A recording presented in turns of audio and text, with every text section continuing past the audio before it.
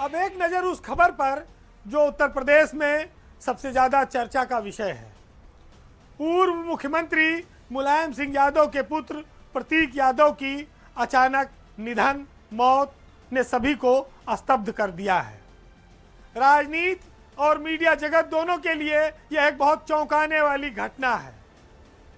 आज हम आपको इस घटनाक्रम से एक संयोग से रूबरू कराएंगे।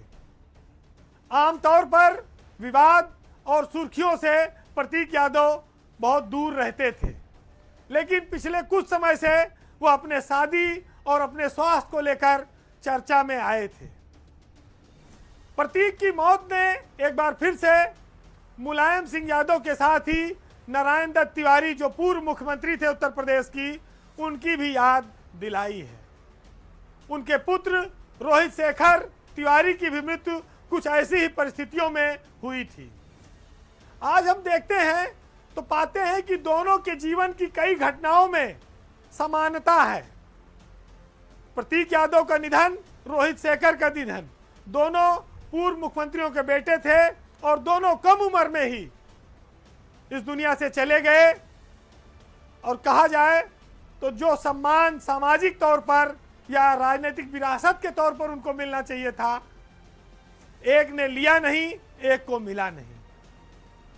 रोहित शेखर आपको याद होंगे, जिन्होंने लंबी कानूनी लड़ाई लड़ी थी और नारायण दत्त तिवारी के पुत्र का दर्जा हासिल किया था, जबकि प्रतीक यादव को मुलायम सिंह ने पत्नी के साथ बेटे के रूप में अपनाया था। भारतीय राजनीति में इन दो पूर्व मुख्यमंत्रियों के परिवार के युवा सदस्यों की अचानक मौत ने बहुत सारे सवाल पैदा किए हैं। प्रतीक की मौत 38 साल की उम्र में लखनऊ में हुई, तो रोहित शेखर तिवारी की मौत 40 साल की उम्र में दिल्ली में हुई थी। एक को कानून ने उसका असली दर्जा दिलाया था, तो दूसरे को सामाजिक और पारिवारिक उपेक्षा झेलने के बाद मान्यता मिली थी। बस दोनों में फर्क इतना था कि रोहित राजनीति में ढलने की तैयारी कर रहे थे, लेकिन प्रतीक ने राजनीति से अपनी दूरी बनाए रखी, नाता नहीं रखा। वो फिटनेस के लिए काम करते थे, कारोबार से जुड़े थे और पशु प्रेमी थे।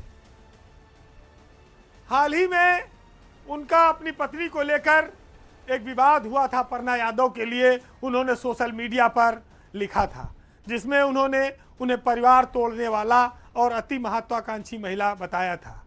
उनके इस बयान से भी बहुत हंगामा मचा राजनीति में, लेकिन बाद में यह मामला परिवार वालों ने मिलकर निपटा लिया, सुलझ गया। पर पिछले बुधवार की सुबह अचानक उनकी मौत की खबर आई। प्रतीक की मौत बीमारी से हुई, तो दूसरी ओर रोहित की मौत आपराधिक हत्या से हुई थी। दोनों की उम्र लगभग समान है। दोनों के वैवाहिक जीवन में तनाव की खबरें रही हैं। रोहित शेखर का अंतिम संस्कार तो एक तरह से कहा जाए लावारिस स्थिति में हुआ था, क्योंकि उनके परिवार में कोई मुखाग्नि देने वाला व्यक्ति नहीं था। प्रतीक का मामला भी कुछ ऐसा ही है। उत्तर प्रदेश की राजनीति में सैफई परिवार सबसे बड़ा परिवार है, लेकिन प्रतीक इस पूरे परिवार से अलग हो गए थे। उनकी मौत पर मुखाग्नि उनके ससुर को देनी पड़ी।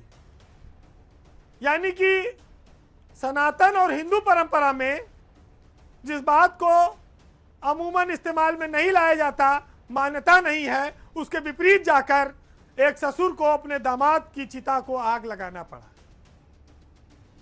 वैसे सनातन धर्म में यह कहता है कि दामाद अपने ससुर को मुखाग्नि दे सकता है, अंतिम संस्कार कर सकता है, लेकिन ससुर दामाद की चिता को आग नहीं लगा सकता। मान्यताओं में बेटी, बेटे, भाई, पुत्र, पिता, इन सब को अधिकार है, लेकिन ससुर को नहीं है। लेकिन प्रतीक यादव के मामले में ऐसा ही हुआ है। प्रतीक का अंतिम संस्कार इन मान्यताओं और परंपराओं के परे जाकर करना पड़ा है। कोई कहे या ना कहे, लेकिन यह बेहद दुर्भाग्यपूर्ण और कष्टकारी है।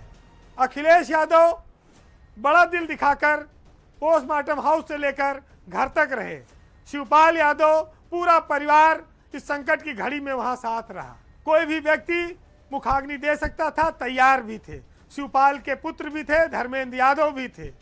लेकिन शायद अपर्णा के परिवार में अंदर में जो बातें हुई हों, अपर्णा यादव ने जिन कारणों से पार्टी छोड़ी थी उन दूरियों को भुलाकर भी सैफई परिवार उनके साथ इस संकट की घड़ी में खड़ा रहा।